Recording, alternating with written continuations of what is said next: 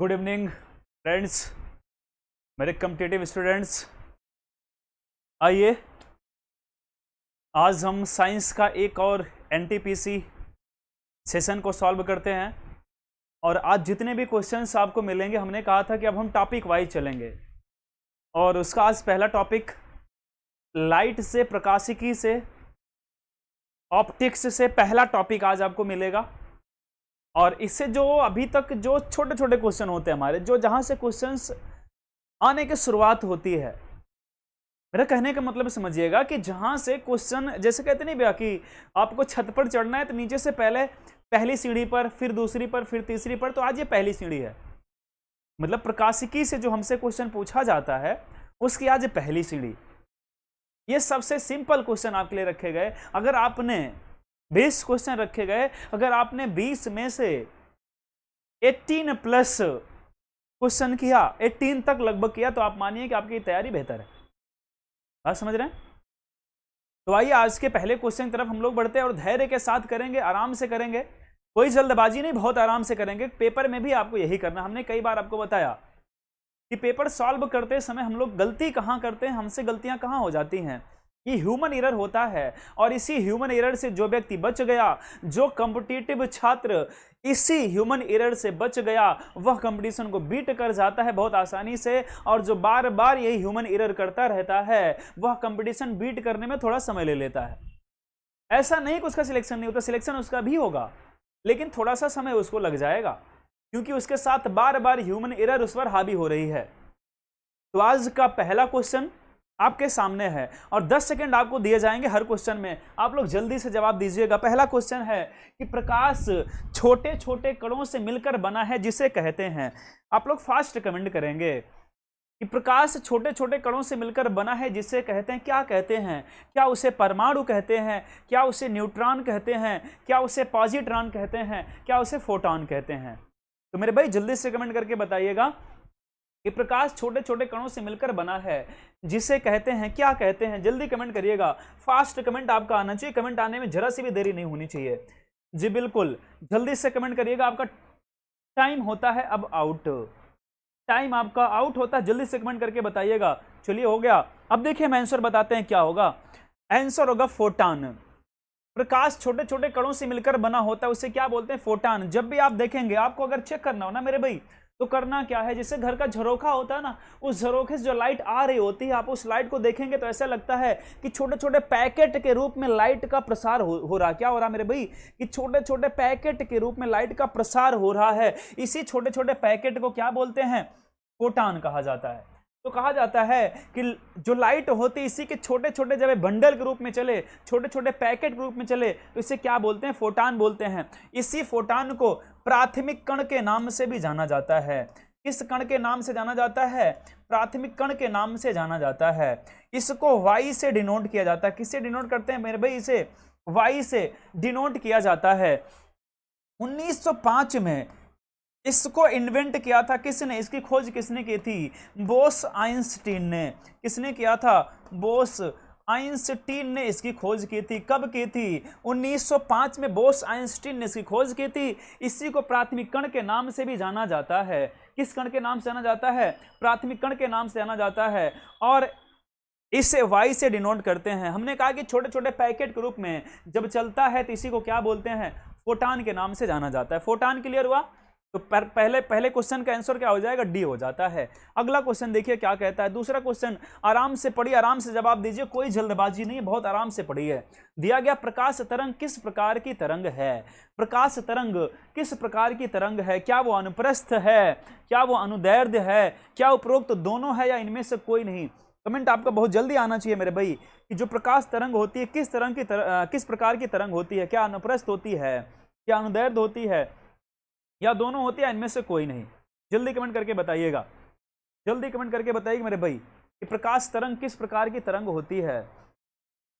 ये बिल्कुल कमेंट आपका बहुत ही फास्ट आना चाहिए। जल्दी कमेंट करके बताओ। अब देखिएगा टाइम आपका होता है आउट। 10 सेकंड हो गए आपके। चलिए, तो प्रकाश तरंग किस प्रकार की तरंग होती है? प्रकाश तरंग अनुप्रस्थ तरंग होती है। कैसी तरंग होती है? अनुप्रस्थ तरंग होती है। अनुप्रस्थ का मतलब क्या होता है? जब आप देखिए छोटा सा कॉन्सेप्ट आप याद करिए, जब भूकंप आता है क्या आता है, भूकंप आता है, तो भूकंप आने पर तीन प्रकार की तरंगें निकलती हैं, पी, एस और एल। प्राथमिक तरंग, द्वितीयक तरंग और लैंड वेव्स धरातलीय तरंग। प्राइमरी वेव्स प्राथमिक तरंग, सेकेंडरी वेव्स द्वितीयक तरंग, लैंड वेव्स धरातली तरंग। जो यस तरंग होती है ये बिल्कुल प्रकाश तरंग की तरह चलती है। किस तरह चलती है मेरे भाई? प्रकाश तरंग की तरह चलती है। इसका मतलब क्या होता है, यह दबाव की तरंग भी इसे कहते हैं। क्या कहते हैं इसे? दबाव की तरंग भी कहते हैं। तो अगर हमसे कोई पूछे कि प्रकाश की तरंग को और किस नाम से जाना जाता है, तो दबाव की तरंग के नाम से भी जाना जाता है। किसे? प्रकाश की तरंग को। बात समझ में आई? और जो सॉरी, इसे कतरनी लहर कहते हैं। थोड़ा सा यहां पर अपडेट करिएगा मेरे भाई, यहां पर थोड़ी सी गलती हुई। इसे क्या बोलते हैं? कतरनी लहर कहते हैं। दबाव की तरंग तो अनुदैर्ध्य हो जाती है, तो अनुप्रस्थ तरंग क्या होती है? यस तरंग की तरह चलती है, जिसे कतरनी लहर, जिसे कतरनी लहर के नाम से भी जाना जाता है। क्या कहते हैं? कतरनी लहर के नाम से भी जाना जाता है। जो प्रकाश तरंगे होती है ना, आप उसे देखेंगे तो एक लहर की तरह चलती रहती हैं। किस तरह चलती हैं? एक लहर की तरह चलती रहती हैं। जैसे विद्युत बल्ब देखिए आप, तो विद्युत बल्ब चारों तरफ फैलती है और एक लहर की तरह चलती है वो। बात समझ रहे हैं ना? तो प्रकाश तरंग का दूसरा नाम ही क्या है? कतरनी लहर है। क्या नाम? कतरनी लहर है। अगर आपसे भूकंप से रिलेट करके पूछा जाएगा तो जो द्वितीयक तरंग होती है, सेकेंडरी वेव्स होती है, वो कैसी होती है? प्रकाश तरंग की तरह होती है। और प्रकाश तरंग किस प्रकार की तरंग है? अनुप्रस्थ तरंग होती है। अनुदैर्ध्य तरंग क्या होती है मेरे भाई? तो अनुदैर्ध्य तरंग ध्वनि तरंग होती है। क्या होती है? ध्वनि तरंग होती है। तो हमें लगता है कॉन्सेप्ट क्लियर हुआ होगा। तो अगर हमसे पूछा जाए प्रकाश तरंग किस प्रकार की तरंग होती है, तो अनुप्रस्थ तरंग होती है प्रकाश की तरंग। यह मुख्यतः लोचदार होती है। कैसी होती है मेरे भाई? यह मुख्यतः लोचदार होती है। और किसमें चलती है? ठोस में चलती है। किसमें चलती है? ठोस माध्यम में चलती है। अगर पूछा जाए कि कैसी होती है, तो लोचदार होती है। लोचदार के साथ साथ और क्या होती है? यह ठोस में विचरित करने वाली तरंग होती है। किसमें विचरित करती है? ठोस में विचरित करने वाली तरंग होती है। बात क्लियर हुई यहां तक? अगले क्वेश्चन की तरफ हम लोग बढ़ते हैं। अगला क्वेश्चन देखिए क्या कहता है। तीसरा क्वेश्चन क्या कहता है? बहुत ही आसान है, जल्दी से बताइएगा कमेंट करके। फास्ट कमेंट आना चाहिए आपका कि प्रकाश का तरंग सिद्धांत किसके द्वारा प्रतिस्थापित किया गया था। तो प्रकाश का तरंग सिद्धांत किसने दिया था, यही हमको बताना है। जल्दी से बताइए कमेंट करके, आपके पास टाइम बहुत कम है, 10 सेकंड का टाइम आपको मिलता है। जल्दी से बताइएगा कि प्रकाश का तरंग सिद्धांत किसने दिया था। कमेंट आपका बहुत ही जल्द आना चाहिए मेरे भाई। प्रकाश का तरंग सिद्धांत किसने दिया था? बिल्कुल, क्या वो न्यूटन ने दिया था? बिल्कुल नहीं दिया था। क्या वो हाइगेंस ने दिया था? बिल्कुल हाइगेंस ने ही दिया था। तो किसने दिया था? हाइगेंस ने दिया था। ऑप्शन हमारा क्या सी होता? बी। तो प्रकाश का तरंग सिद्धांत किसने दिया था? हाइगेंस ने दिया था। इन्होंने बताया था जो प्रकाश की तरंगें होती है दो तरह से व्यवहार करती हैं। प्रकाश की तरंगें दो तरह से व्यवहार करती हैं। एक तो कण की तरह व्यवहार करती हैं, तो कण को क्या बोलते हैं? फोटान बोलते हैं। क्या बोलते हैं? फोटान। जो प्रकाश होती हैं वो दो तरह से, जो प्रकाश होता है, प्रकाश का दो स्वरूप होता है। एक तो कण की तरह व्यवहार करता है, दूसरा तरंग की तरह व्यवहार करता है। किसकी तरह व्यवहार करता है? तरंग की तरह। तो प्रकाश डुअल नेचर, प्रकाश रिप्रेजेंटेड डुअल नेचर, प्रकाश दो नेचर प्रकट करता है, पहला तो कण की तरह और दूसरा तरंग की तरह। ये किसने बताया था? हाइगेंस साहब ने बताया था। तो तरंग सिद्धांत किसने दिया था? हाइगेंस ने दिया था। बात क्लियर हो गई? तो गलती मत करिएगा, ना तो न्यूटन ने किया था, ना ही किसने किया था? फैराडे ने किया था, ना ही प्लांक ने किया था, बल्कि किसने किया था? हाइगेंस ने किया था। अगला क्वेश्चन देखिए, बहुत ही आसान क्वेश्चन है, बहुत ही मस्त क्वेश्चन है, जल्दी से जवाब दीजिएगा। अगला क्वेश्चन कहता है निम्नलिखित में से कौन सी प्रघटना यह निर्णय लेने में सहायक होती है कि प्रकाश एक अनुप्रस्थ तरंग है। ये तो बहुत अच्छा क्वेश्चन हो जाता है, जल्दी कमेंट करके बताइएगा। यहां से देखिए अभी अभी बताया ना हमने, प्रकाश कैसी तरंग है? अनुप्रस्थ तरंग है। तो आप जल्दी से कमेंट करके बताइएगा कि प्रकाश अनुप्रस्थ तरंग तो है, लेकिन यह जो परिघटना है वह प्रदर्शित कौन करता है? क्या वो व्यतिकरण के द्वारा प्रदर्शित होता है? क्या विवर्तन के द्वारा प्रदर्शित होता है? क्या ध्रुवीकरण के द्वारा होता है? या अपवर्तन के द्वारा होता है? जल्दी कमेंट करके बताइएगा कि किसके द्वारा यह प्रदर्शित होता है। बिल्कुल जल्दी कमेंट करके बताइए मेरे भाई, किसके द्वारा यह प्रदर्शित होता है। बहुत जल्दी आपका कमेंट आना चाहिए, बहुत जल्दी आपका कमेंट आना चाहिए। कमेंट आपका बहुत ही फास्ट आना चाहिए। चलिए देखिए हम बताते हैं क्या होगा। ध्रुवीकरण, सही आंसर क्या होगा? ध्रुवीकरण। ध्रुवीकरण का मतलब क्या होता है? दिमाग में तो क्वेश्चन चल ही रहा होगा, ध्रुवीकरण क्या होता है। कहते नहीं भैया इस पार्टी का इस पार्टी से ध्रुवीकरण हो गया। ध्रुवीकरण का मतलब होता है अंतर। जब ध्रुवीकरण का मतलब क्या होता है कि अनुप्रस्थ, अनुप्रस्थ तथा अनुदैर्ध्य, अनुप्रस्थ तथा अनुदैर्ध्य के बीच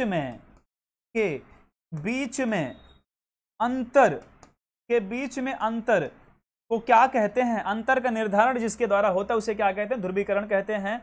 और अनुप्रस्थ की घटना ध्रुवीकरण की घटना हमेशा किसमें पाई जाती है? अनुप्रस्थ तरंग में। ध्रुवीकरण की घटना किसमें मिलती है मेरे भाई? अनुप्रस्थ तरंग में मिलती है। बात समझ गए? तो हमेशा याद रखिएगा, ध्रुवीकरण की घटना किसमें मिलेगी? अनुप्रस्थ तरंग में मिलेगी, अनुदैर्ध्य तरंग में नहीं मिलती है। ठीक है, तो अनुप्रस्थ और अनुदैर्ध्य के बीच में जो अंतर बताए उसे ध्रुवीकरण कहते हैं। यह हमेशा किसमें पाई जाती है? अनुप्रस्थ तरंगों में होती है। ठीक है, तो ध्रुवीकरण का मतलब होता है कि जब प्रकाश एक सीधी रेखा में चलता है तो उसे ध्रुवीकरण बोला जाता है। प्रकाश सीधी रेखा में चलता है, ध्रुवीकरण बोला जाता है। और जो प्रकाश चारों तरफ फैल जाए उसे अध्रुवीकरण बोलेंगे। क्या बोलेंगे? प्रकाश का अध्रुवीकरण कहलाता है। जैसे विद्युत बल्ब हो गया, मोमबत्ती हो गई, ये सब अध्रुवीकरण के उदाहरण हैं। लेकिन टार्च कैसा है? ध्रुवीकरण का उदाहरण है। तो अनुप्रस्थ तरंगों में ही ध्रुवीकरण के बारे में जानकारी मिलती है। ठीक, पांचवा क्वेश्चन देखिए क्या कहता है। पांचवा क्वेश्चन बहुत आराम से पढ़िएगा, बहुत आराम से आंसर दीजिएगा। पांचवा क्वेश्चन भैया, प्रकाश के विद्युत चुंबकीय स्वरूप की खोज किसने की थी? जल्दी कमेंट करके बताइएगा कि प्रकाश के विद्युत चुंबकीय स्वरूप की खोज किसने की थी? क्या वो स्नेल ने की थी, क्या न्यूटन ने की थी, क्या मैक्सवेल ने की थी, या यंग ने की थी? जल्दी कमेंट करके बताइएगा कि प्रकाश के चुंबकीय स्वरूप की खोज किसने की थी। जल्दी कमेंट आना चाहिए भैया, आपका कमेंट बहुत फास्ट आना चाहिए। बिल्कुल, कमेंट आपका बहुत फास्ट आना चाहिए। तो चलिए, टाइम आपका होता है आउट, 10 सेकंड का टाइम आपको मिलता है, टाइम आउट होता है आपका। तो किसने किया था? मैक्सवेल ने किया था। किसने किया था मेरे भाई? मैक्सवेल ने किया था। मैक्सवेल थे कहां के? मैक्सवेल ने 1865 में, कब? 1865 में चुंबकीय स्वरूप के सिद्धांत को दिया। कब दिया था? 1865 में चुंबकीय स्वरूप के सिद्धांत को किसने दिया था? मैक्सवेल ने दिया था। ये कहां के थे? ब्रिटेन के थे। कहां के थे ये? ब्रिटेन के थे मेरे भाई। कहां के थे? ब्रिटेन के थे। अब इनको पूछा जाएगा कि यह सिद्धांत देने की प्रेरणा कहां से मिली, तो माइकल फैराडे। अगर हमसे पूछा जाए कि इस सिद्धांत को देने की प्रेरणा इन्हें कहां से मिली, तो माइकल फैराडे के द्वारा इन्हें प्रेरणा मिली। क्योंकि माइकल फैराडे के साथ अभी शोध कार्य में लगे हुए थे, तो माइकल फैराडे के साथ जब ये कार्य कर रहे थे तो इनको लगा कि कोई ऐसा सिद्धांत देना चाहिए। इनके दिमाग में विचार आना शुरू हुआ और वहीं पर इन्होंने इस सिद्धांत को दिया। और कब दिया? 1865 में। बात क्लियर हुई? तो मैक्सवेल ने प्रकाश के विद्युत चुंबकीय स्वरूप की खोज कब की थी? 1865 में। प्रेरणा इनको कहां से मिली? माइकल फैराडे से। कहां के थे ये? ब्रिटेन के थे। बात क्लियर? आगे बढ़ते हैं। कोई भी डाउट हो तो कमेंट सेक्शन में कमेंट करके बताइएगा। डाउट कहीं भी कोई भी हो, कमेंट सेक्शन में कमेंट करके जरूर बताइएगा। अगला क्वेश्चन कहता है, किसने सर्वप्रथम यह दिखलाया कि प्रकाश तरंगों का विवर्तन होता है? किसने सर्वप्रथम यह दिखलाया कि प्रकाश तरंगों का विवर्तन होता है? क्या वो ग्रेमाल्डी हैं, क्या यंग हैं, क्या मैक्सवेल हैं, क्या फोकाल्ट हैं? जल्दी कमेंट करके बताइए मेरे भाई कि किसने यह दिखलाया कि प्रकाश तरंगों का विवर्तन होता है। अभी विवर्तन का मतलब भी आपसे पूछते हैं कि विवर्तन होता क्या है। जल्दी कमेंट आना चाहिए आपका, बिल्कुल जल्दी कमेंट आना चाहिए आपका। आपका टाइम होता है आउट। देखिए किसने किया था? ग्रेमाल्डी साहब ने। किसने किया था? ग्रेमाल्डी साहब ने। ग्रेमाल्डी साहब थे कहां के? ये इतावली। ये कहां के थे? इतावली वैज्ञानिक थे। कहां के थे? इतावली वैज्ञानिक थे। कमेंट करके बताइए इतावली का मतलब क्या होता है। इतावली वैज्ञानिक थे कौन? हमारे ग्रेमाल्डी साहब। इन्होंने 1660 में, कब? 1660 में सर्वप्रथम प्रकाश तरंगों के विवर्तन के बारे में बताया। विवर्तन का मतलब होता क्या है? विवर्तन का मतलब होता है मेरे भाई कि जैसे प्रकाश कहीं से गुजर रहा हो, प्रकाश कहीं से भी गुजर रहा हो, अगर उसके बीच में कोई अवरोधक आ जाए, प्रकाश कहीं से भी गुजर रहा हो, उसके बीच में कहीं अवरोधक आ जाए, तो प्रकाश का उस अवरोधक के किनारों से मुड़ना ही क्या कहलाता? विवर्तन कहलाता है। अपवर्तन का मतलब होता है टकरा के वापस आ जाना। विवर्तन का मतलब होता है कि अवरोधक, जब अवरोधक पर जब ये टकराए तो अवरोधक से टकराकर उसी के किनारे किनारे से मुड़ जाए, फिर आगे निकले, तो उसे क्या बोलते हैं? विवर्तन कहते हैं। क्या बोलते हैं? विवर्तन कहते हैं। इसके बारे में किसने बताया था? ग्रेमाल्डी साहब ने बताया था। कहां के वैज्ञानिक थे? इतावली वैज्ञानिक थे। कब बताया था? 1660 में बताया था। इतनी बातें क्लियर हो गई ना?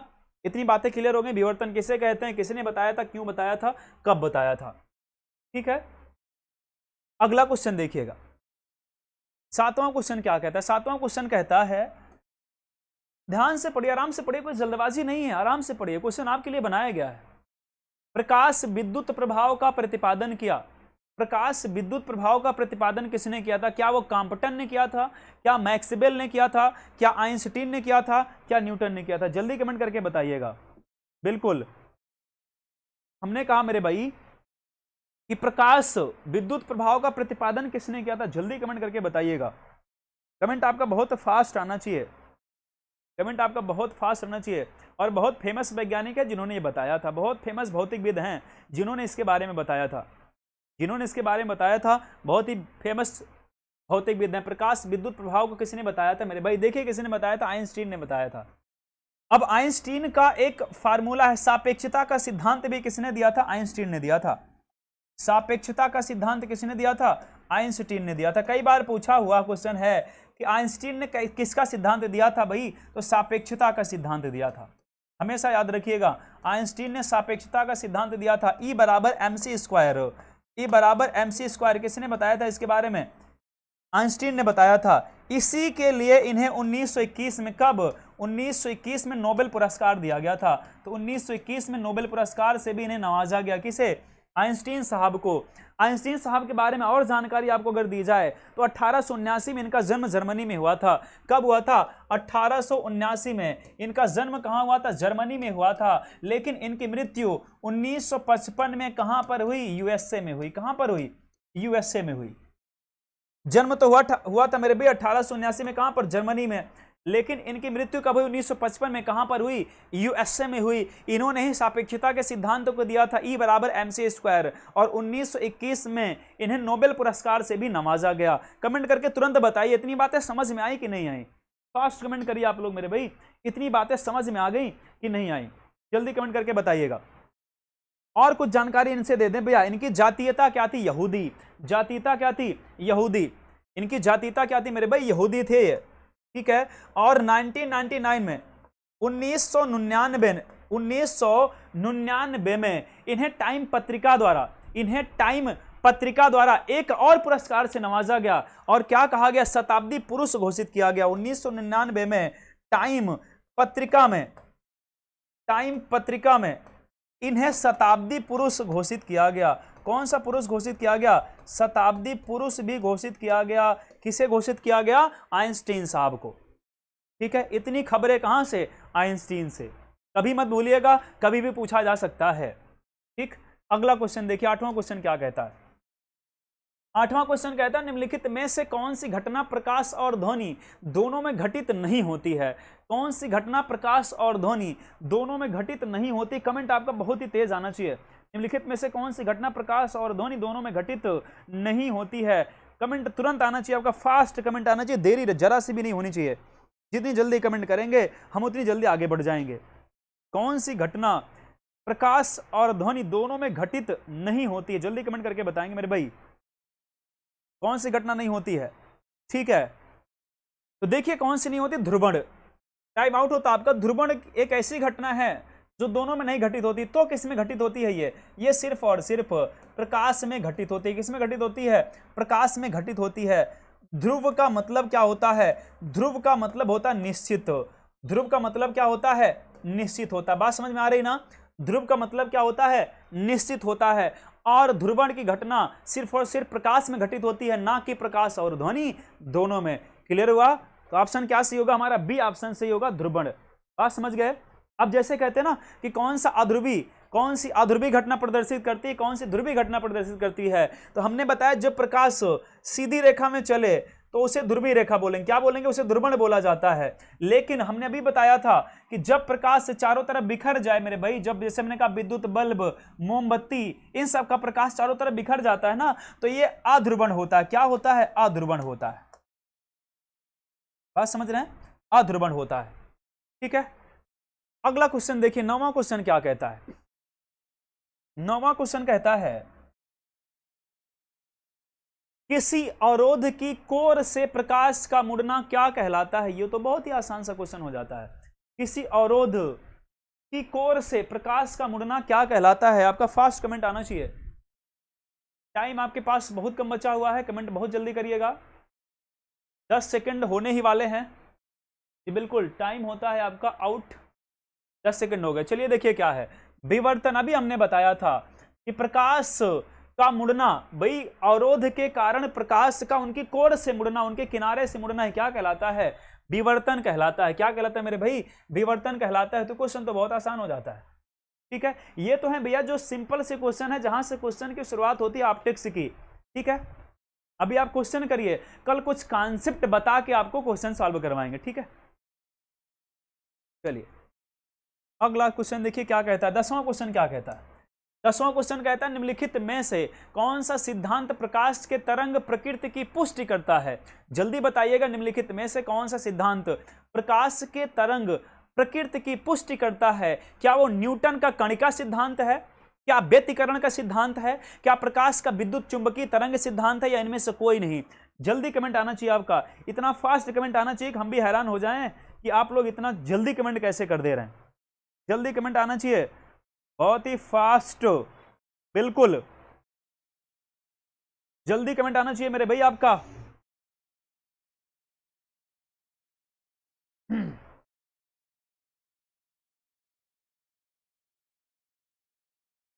जल्दी कमेंट करिएगा भैया, जल्दी कमेंट करिएगा।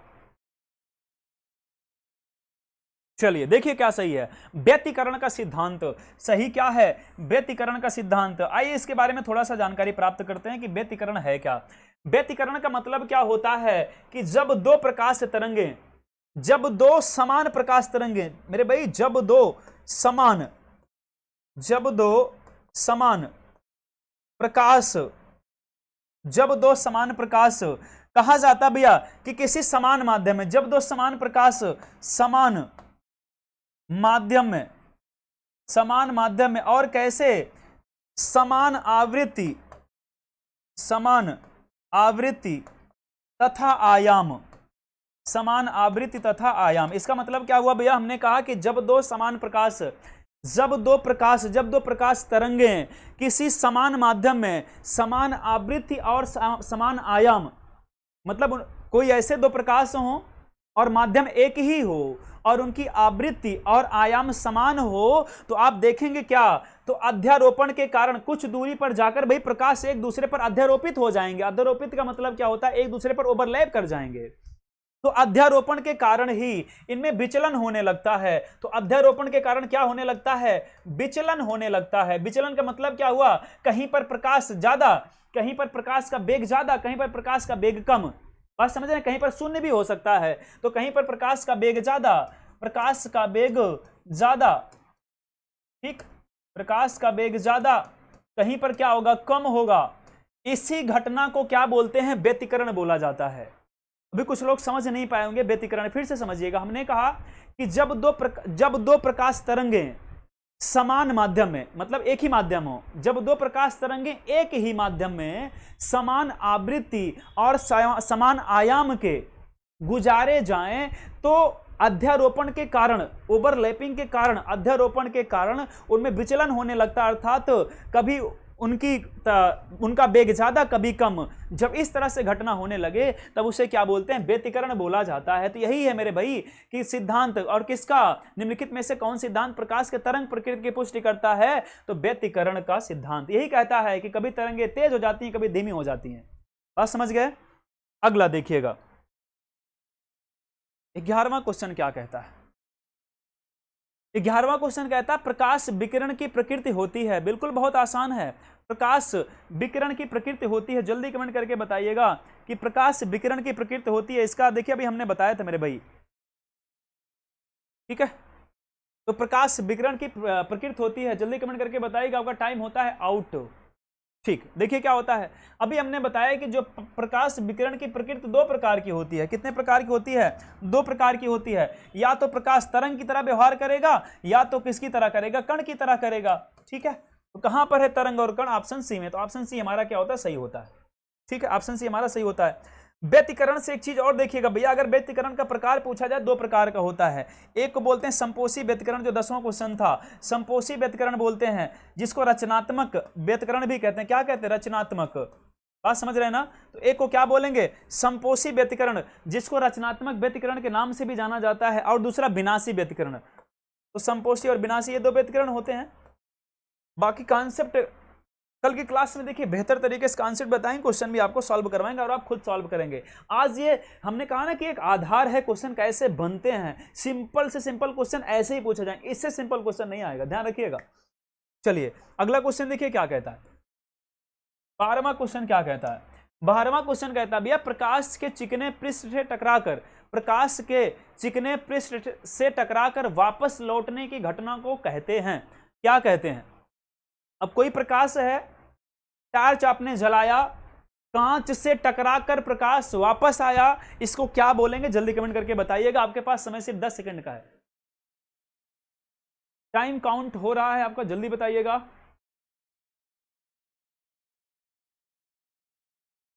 जी बिल्कुल जल्दी बताइएगा, आपका टाइम होता है आउट। देखिए होता क्या मेरे भाई, प्रकाश का परावर्तन ही तो होता है कि प्रकाश की किरणों का किसी चिकनी सतह से टकराकर वापस आना ही क्या कहलाता है? प्रकाश का परावर्तन कहलाता है। जल्दी कमेंट करके बताइए क्या कहलाता है? परावर्तन कहलाता है ना। कमेंट आपका फास्ट आना चाहिए, बिल्कुल। चलिए अगले क्वेश्चन तरफ बढ़ते हैं, बहुत आसान था ये तो, सबका आंसर आना चाहिए ये। अगला देखिए क्वेश्चन क्या कहता है, प्रकाश में ध्रुवण की घटना से यह सिद्ध होता है कि प्रकाश तरंगे हैं। प्रकाश में ध्रुवण की घटना से यह सिद्ध होता है कि प्रकाश तरंगे हैं। तो ध्रुवण की घटना सिर्फ और सिर्फ किसमें होती है? ध्रुवण की घटना सिर्फ किसमें होती भाई? प्रकाश तरंगों में होती है। और प्रकाश तरंगों तो और कौन सी तरंग हम बोल सकते हैं? प्रकाश तरंगों को और कौन सी तरंग बोल सकते हैं? क्या उन्हें अनुदैर्ध्य बोल सकते हैं या अनुप्रस्थ बोल सकते हैं? तीक्ष्ण, प्रगामी, अनुदैर्ध्य, अनुप्रस्थ क्या बोल सकते हैं? जल्दी कमेंट करके बताइएगा। ध्रुवण के बारे में अभी हमने थोड़ी देर पहले आपको बताया था। बहुत जल्दी कमेंट आना चाहिए आपका, बहुत फास्ट कमेंट आना चाहिए। इतना फास्ट कमेंट करें कि हम भी डर जाएं, हिल जाए। चलिए कमेंट करके जल्दी से बताइए। बिल्कुल देखिए क्या कहते हैं, अनुप्रस्थ क्या बोलेंगे? अनुप्रस्थ अभी हमने बताया था कि प्रकाश तरंगें किस तरह से व्यवहार करती हैं, अनुप्रस्थ तरंगों की तरह व्यवहार करती हैं। और भूकंप की जो यस तरंग होती है वो कैसी होती है? यस तरंग होती है भैया, अनुप्रस्थ तरंग होती है, प्रकाश तरंग की तरह कार्य करती है। बात क्लियर? अगला क्वेश्चन देखिए, तो बहुत ही आसान सा क्वेश्चन हो गया था। अगला क्वेश्चन कहता है मरीचिका बनने का कारण है। ये तो बड़ा मस्त क्वेश्चन आ गया। मरीचिका का नाम सुना होगा ना, रामायण आपने देखा होगा, उसमें मामा मारीच थे, एक हिरन बने हुए थे। क्यों? तो मरीचिका का संबंध कहीं ना कहीं हिरन से तो है, लेकिन मरीचिका किसे कहते हैं वो अलग है। जल्दी बताइए मरीचिका किसे कहते हैं? मरीचिका बनने का कारण क्या है? फास्ट कमेंट आपका आना चाहिए मेरे भाई। क्या वो परावर्तन है? क्या पूर्ण आंतरिक परावर्तन है? क्या वो प्रकीर्णन है? क्या पार्थिव विकिरण है? जल्दी कमेंट करिएगा कि मरीचिका बनने का कारण क्या है। कमेंट आपका बहुत जल्दी आना चाहिए जी। बिल्कुल देखिए क्या है, टाइम आपका होता है आउट, टाइम आपका आउट होता है। मरीचिका देखिए क्या होता है मेरे भाई, मरीचिका होता है पूर्ण आंतरिक परावर्तन। मरीचिका क्या होता है? पूर्ण आंतरिक परावर्तन होता है। ठीक है, अभी देखिए आपने रेगिस्तानी क्षेत्र में देखा होगा, रेगिस्तानी क्षेत्र में कहते नहीं कि प्रकाश का भूपृष्ठ से टकराकर वापस आना, प्रकाश का भूपृष्ठ से जब टकराकर वापस आता है तो इसी को क्या बोलते हैं? मरीचिका बोला जाता है। मरीचिका एक भ्रम है। मरीचिका एक क्या है? भ्रम है। भ्रम क्या है? अभी आपने रेगिस्तानी क्षेत्र में जब बहुत गर्मी पड़ती है तो रेगिस्तानी क्षेत्र में जो हिरन होता है, इसी पूर्ण आंतरिक परावर्तन के कारण ही, इसी पूर्ण आंतरिक परावर्तन के कारण ही होता क्या, जो हिरन जो घूम रहा होता कहां पर? रेगिस्तानी क्षेत्र में, उसको लगता है दूर कहीं पर जलाशय या पानी है इकट्ठा हुआ है, वो भगता हुआ वहां जाता है, फिर देखता वहां पर तो कुछ है ही नहीं है, फिर परेशान होता है, फिर आगे उसको दिखता नहीं आगे है। और यह घटना तब तक होती है जब तक वो मृग की मृत्यु नहीं हो जाती है। तो मरीचिका की घटना कैसे होती है? पूर्ण आंतरिक परावर्तन। कहते नहीं हीरे का चमकना, हीरा चमकता है किसके कारण? तो पूर्ण आंतरिक परावर्तन के कारण। अर्थात मेरे भाई कि प्रकाश का किसी भी पृष्ठ के अंदर जाकर पुनः वापस आ जाए, संपूर्ण प्रकाश जाए, संपूर्ण प्रकाश वापस आए, वही पूर्ण आंतरिक परावर्तन है। मतलब किसी के अंदर जाए और पूरा प्रकाश वापस आ जाए तो वो चीज ज्यादा चमकेगी। बात समझ रहे हैं ना? इसी तरीके से आप देखिए गर्मी के समय में जो सड़कों पर चलते हैं आप, तो ऐसा लगता है आगे पानी है लेकिन कुछ नहीं, सड़क ही तो है। तो पूर्ण आंतरिक परावर्तन के कारण ही संभव है। ठीक है, तो मरीचिका किसके कारण बनता है? पूर्ण आंतरिक परावर्तन के कारण बनता है। 15वां क्वेश्चन देखिए क्या कहता है।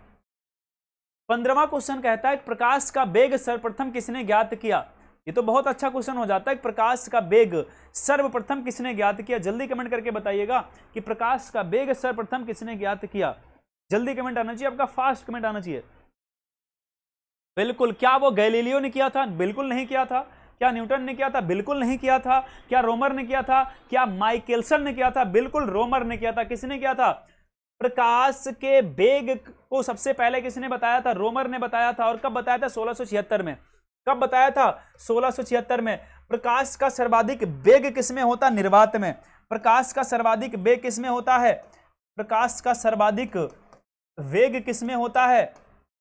सर्वाधिक वेग किसमें होता है मेरे भाई? निर्वात में होता है। किसमें होता है? निर्वात में होता है। अब एक एक करके हम जानते हैं कि प्रकाश का वेग कहां पर कितना होता है। निर्वात में कितना होता है, कांच में कितना होता है, जल में कितना होता है। बात समझ रहे हैं ना? आइए देखते हैं।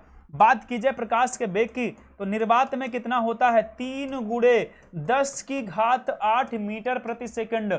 याद कर लीजिएगा, कई बार ऐसे पूछा जाता है, घटते हुए बढ़ते हुए क्रम में हमसे पूछ लिया जाता है कि किसमें किसका वेग कितना होता है। पानी की बात की जाए तो जल में होता है 2.25। कितना होता है? जल में कितना होता है? 2.25 × 10⁸ मीटर प्रति सेकंड। नोट कर लीजिएगा, इसको छोड़िएगा मत। अगली बात की जाए, कांच में कितना होता है? कांच में होता है 2।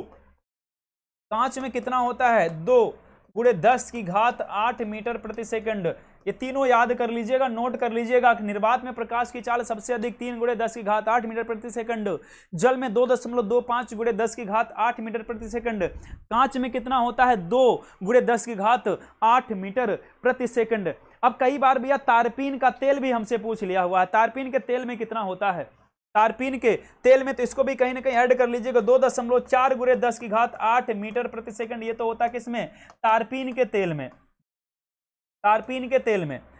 हो सकता है नायलॉन पूछ ले, तो नायलॉन में कितना होता है? नायलॉन में होता है 1.96 × 10⁸ मीटर प्रति सेकंड। ठीक है, ये पॉइंट आप नोट करिएगा कि निर्वात में, जल में, ये तारपीन के तेल में और नायलॉन में, ये तीनों जरूर नोट करिएगा। इसको भूलिएगा मत, इसको याद रखना है आपको। बात क्लियर हो गई? आगे बढ़ते हैं। नोट कर लिया ना? आगे बढ़ते हैं। अगला क्वेश्चन देखिए क्या कहता है। 16वां क्वेश्चन कहता है कि प्रकाश का वेग अधिकतम होता है। अभी अभी देखिए आपको बताया गया प्रकाश का वेग अधिकतम किसमें होता है। जल्दी कमेंट करके बताइएगा, 10 सेकंड आपके पास बचते हैं। कि प्रकाश का वेग अधिकतम किसमें होता है? हीरे में होता है, पानी में होता है, निर्वात में होता है, हाइड्रोजन में होता है। प्रकाश का वेग अधिकतम किसमें होता है? जल्दी कमेंट आना चाहिए भैया आपका, फास्ट कमेंट आपका आना चाहिए। जी बिल्कुल, किसमें होता है? निर्वात में होता है। किसमें होता है? निर्वात में। अभी बताया गया 3 × 10⁸ मीटर प्रति सेकंड।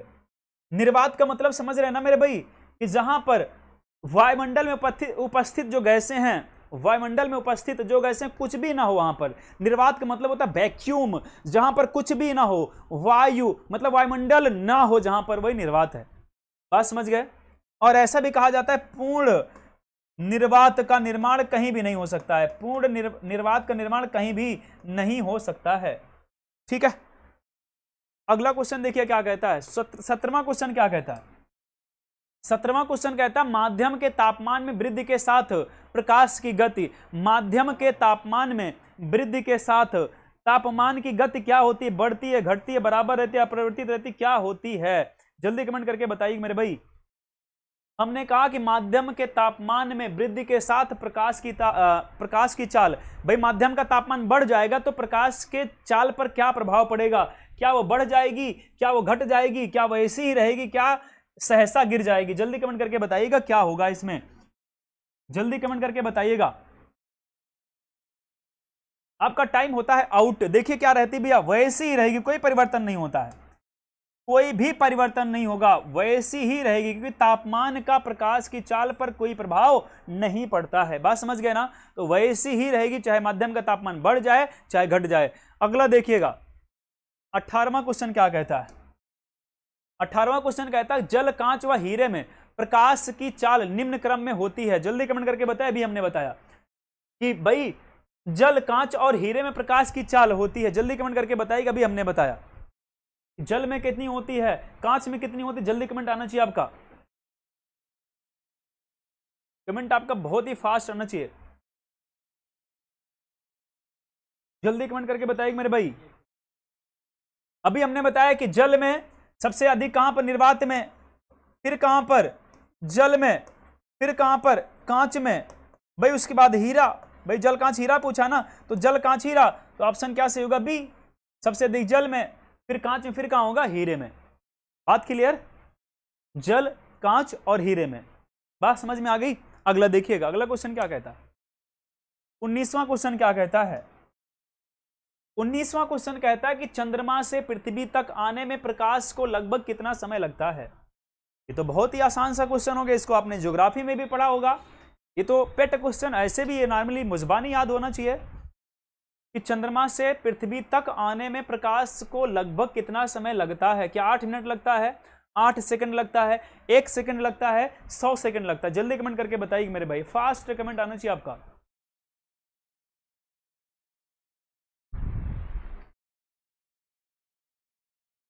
जी जल्दी कमेंट करिएगा।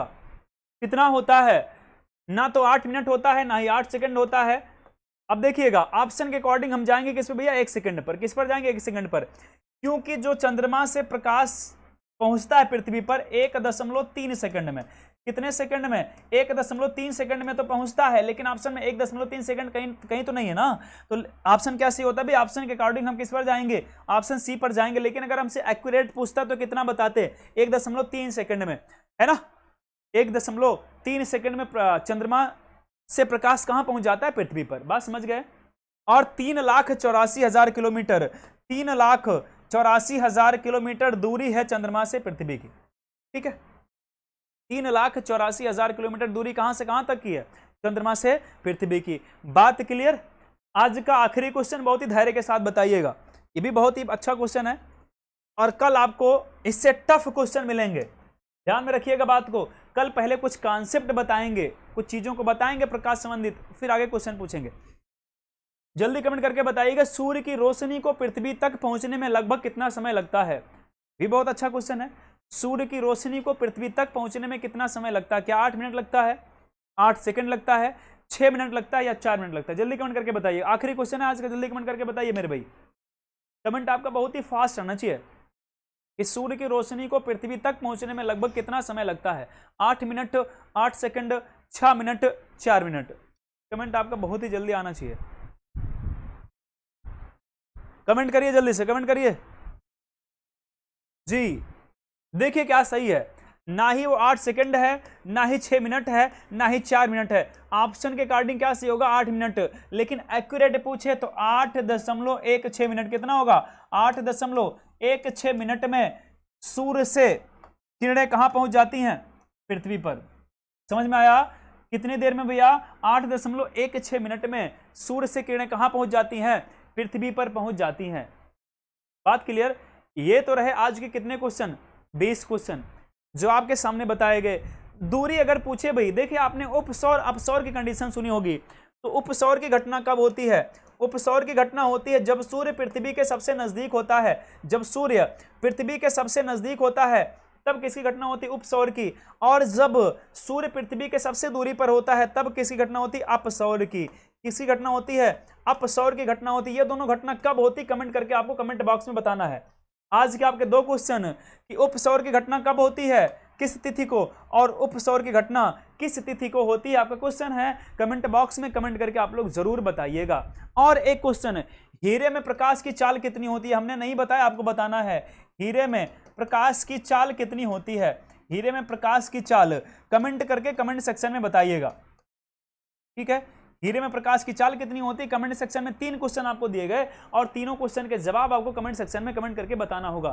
ठीक है, कल जितने क्वेश्चन आपको मिलेंगे, पहले कुछ ना कुछ आपको कॉन्सेप्ट बताएंगे, और उसी कॉन्सेप्ट के बाद हम क्वेश्चन पूछेंगे। बात समझ रहे ना? पहले कुछ ना कुछ चीजें आपको बताएंगे थ्योरेटिकल, उसके बाद आपको बताएंगे कुछ ना कुछ न्यूमेरिकल भी उसमें जुड़ा होगा, और कुछ ना कुछ ऐसे भी क्वेश्चन उसमें होंगे, लेकिन वो तरोताजा बहुत बड़े बड़े क्वेश्चन होंगे, अच्छे क्वेश्चन होंगे, ऐसे क्वेश्चन होंगे जो एग्जाम में आने की जिनकी प्रायिकता बहुत ज्यादा होगी।